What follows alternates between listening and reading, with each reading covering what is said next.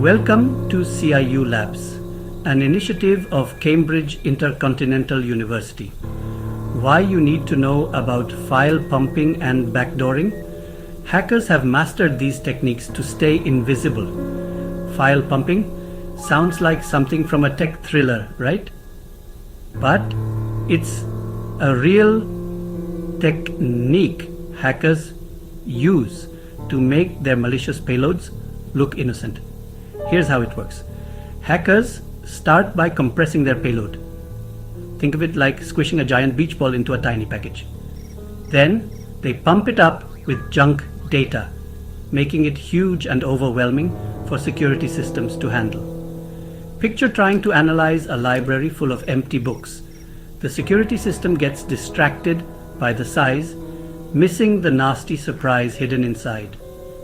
Now, let's talk backdooring. Imagine locking every door and window in your house, but the thief has a secret keyhole you don't know about. That's backdooring. Hackers modify their payload to include hidden entry points, often using obfuscation. It's like writing a secret message in invisible ink. The backdoor remains dormant until triggered, staying hidden in plain sight, and it's persistent, surviving reboots to give attackers ongoing access. Combine file pumping and backdooring and you've got double trouble. The bloated file distracts security while the backdoor keeps the hacker's access open. So, how do you fight back?